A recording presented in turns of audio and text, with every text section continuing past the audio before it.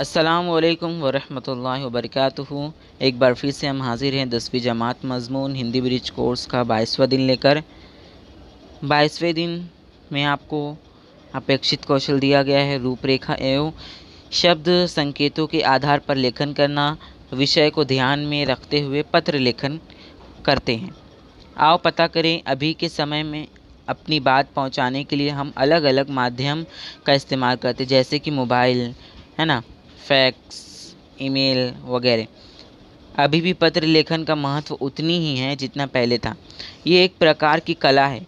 इससे हम कई सारी उपलब्धियां प्राप्त कर सकते हैं, जैसे कि एक दूसरे को हमारी बात बता सकते हैं, है ना, मित्रता बढ़ा सकते हैं या किसी भी संस्था में नौकरी प्राप्त कर सकते हैं। पत्र के प्रकार को मोटो तौर पर दो भागों में बांटा जाता है ना, दो भागों में, जो दो हिस्सों में पत्र को बांटा जाता है। पहला औपचारिक पत्र और दूसरा अनौपचारिक पत्र। यानी आपने उर्दू में पढ़ा था रस्मी ख़त और गैर रस्मी ख़त, इंग्लिश में formal letter and informal letter.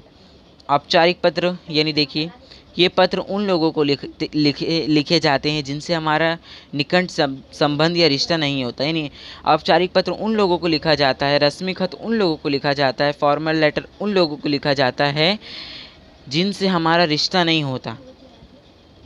विद्यालय के प्रधानाचार्य, जैसे स्कूल के प्रिंसिपल, विभिन्न संस्थाओं के प्रमुखों, है ना, जैसे हमारे बॉस, काम करते ऑफिस के बॉस, कार्यालयों के अलावा अधिकारियों एवं कर्मचारियों को लिखे गए पत्र इसी श्रेणी में आते हैं।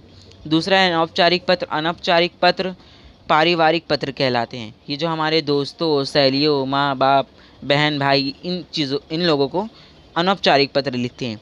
ये पत्र रिश्तेदारों, सगे संबंधियों और मित्रों को लिखे जाते हैं। पत्र लिखने वाला पत्र पाने वाले से भली प्रकार परिचित होता है।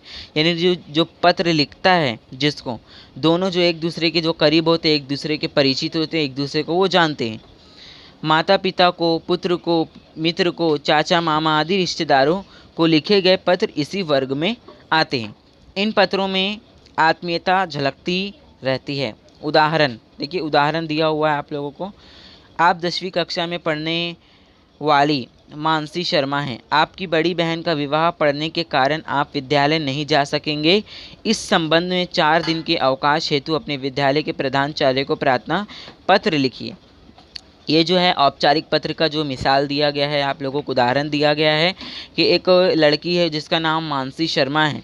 वो अपनी बड़ी बहन की शादी में जाने के लिए अपने प्रधानाचार्य यानी प्रिंसिपल को छुट्टी मांग रही है ना। कितने दिन की छुट्टी मांग रही है? 4 दिन की उसे जो छुट्टी चाहिए। तो उसने एक पत्र लिखकर अपने प्रधानाचार्य को दिया है। देखिए इस तरीके से। सेवा में प्रधानाचार्य महोदय, प्रताप विद्या मंदिर, चोपड़ा, जिला जलगांव। विषय 4 दिन के अवकाश के संबंध में, है ना, छुट्टी के लिए, अवकाश यानी छुट्टी के लिए। महोदय, विनम्र निवेदन है कि मैं इस विद्यालय की 10वीं कक्षा की छात्रा हूँ। मेरी बड़ी बहन का विवाह आगामी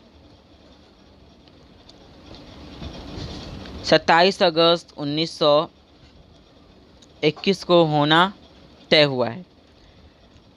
विवाह उत्सव के कारण घर में मेहमानों का आना जाना लगा हुआ है। इससे घर में कामकाज बढ़ गया है। मुझे भी घर के कार्यों में माँ का हाथ बटाना पड़ रहा है। इस कारण में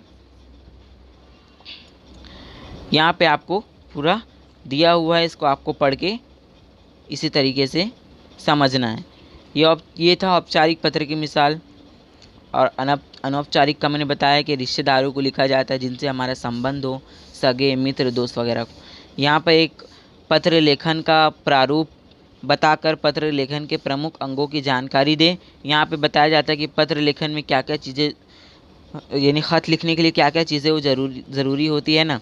पत्र का तारुफ बताया गया है। सबसे पहले आता है दिनांक यानी तारीख, नाम, है ना, जिन्हें पत्र लिखना है उनका नाम है, अपना नाम नहीं, जिसको आप ख़त लिख रहे हैं उसका नाम। फिर ईमेल आईडी पहले नहीं हुआ करता था, अभी कुछ सालों में ईमेल आईडी को जो बढ़ा दिया गया, ईमेल आईडी भी लिखना अब ज़रूरी हो गया।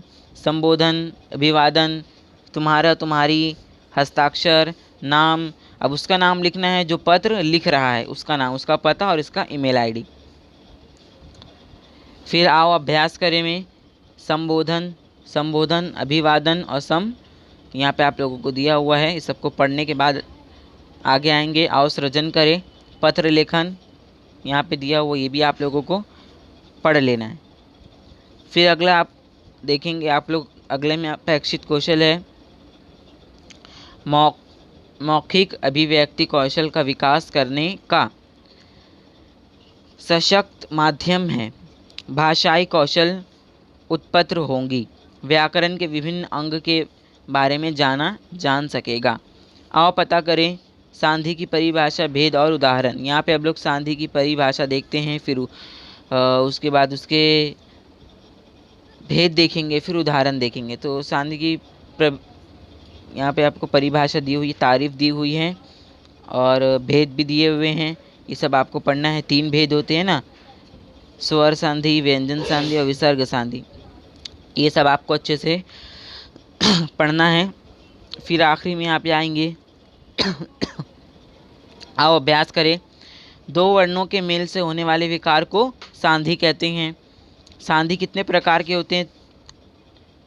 सांधि 6 प्रकार के होते हैं, 3 प्रकार के होते हैं। तीसरा, इनमें कौन स्वर सांधि का उदाहरण है? पवन। निम्न में से दीर्घ सांधि युक्त पद कौन सा है ना? दैत्यारी। यहाँ पे भी आप लोग उसका जवाब दे सकते हैं। 5वें का जवाब यहाँ पर दिया हुआ है, तीसरा सी, छठे का भी दिया हुआ है, छठे का भी सी आएगा और 7वें का जो है वो भी सी आएगा। फिर अगला सवाल है स्वर सांधि, व्यंजन सांधि, विसर्ग सांधि, तीनों सांधियों की 2-2 उदाहरण लिखिए। तो आपको तीनों के जो 2-2 उदाहरण लिखना है। मैंने यहाँ पे लिखा है, देखते हैं स्वर आदि उदाहरण। विधा जमा आल्य विद्यालय, विद्या जमा अर्थी विद्यार्थी। व्यंजन सांधि की उदाहरण देखेंगे, दिक जमा अंबर दिगंबर, दिक जमा अंत दिगंत। विसर्ग सांधि उदाहरण, नी जमा चय निश्चय, नी जमा तेज निस्तेज। तो वीडियो यहाँ पर ख़त्म होती है। अगर आपको ये वीडियो ज़रा सी भी हेल्पफुल लगी हो तो इस वीडियो को लाइक कीजिए और अपने हम जमात सहेलियों और दोस्तों और ग्रुप्स पर शेयर कीजिए। और वीडियो अगर पहली बार देख रहे हैं, चैनल पर नए हैं, तो चैनल को जल्दी से सब्सक्राइब कीजिए ताकि आने वाले हर वीडियोज़ की नोटिफिकेशंस आपको सबसे पहले मिल सके।